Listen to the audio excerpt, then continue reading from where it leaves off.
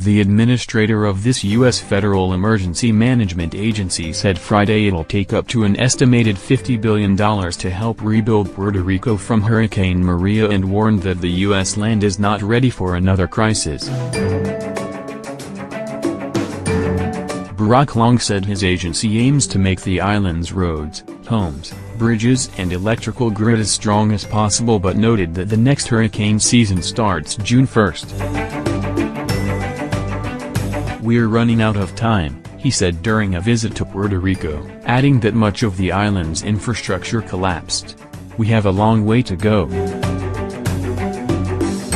Long said his agency also is coordinating a June 14th planning and training exercise with Puerto Rico's government in which life-saving supplies will be delivered to the island's 78 municipalities to ensure better response times for any upcoming storms.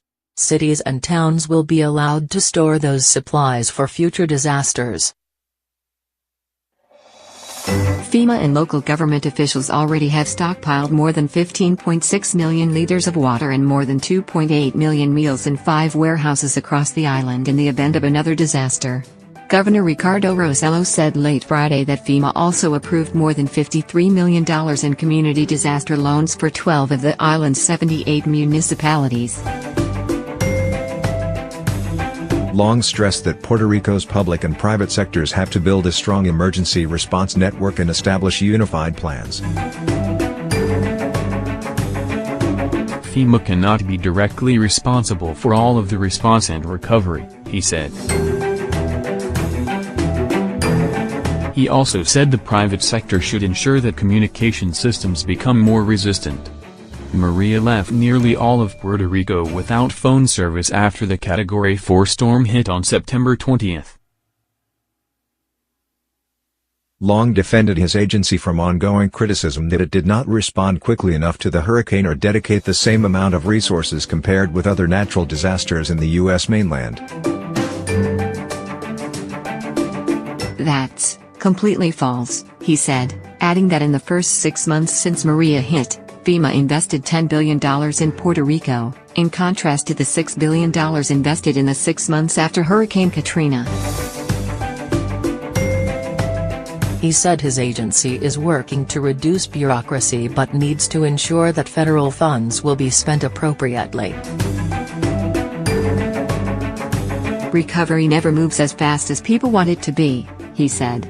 "And in this case, moving faster can be detrimental from the standpoint of putting this money to work in a manner that truly makes Puerto Rico stronger and more resilient."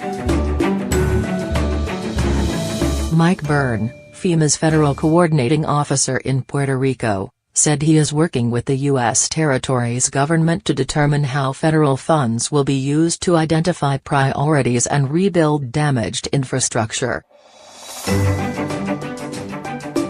Byrne said some of the money will go towards strengthening the island's power grid since the storm destroyed 2/3 of its distribution system. More than 50,000 power customers remain in the dark, but he said 96% of all customers now have electricity. "We've done a band-aid," he said. "We've patched the system back together."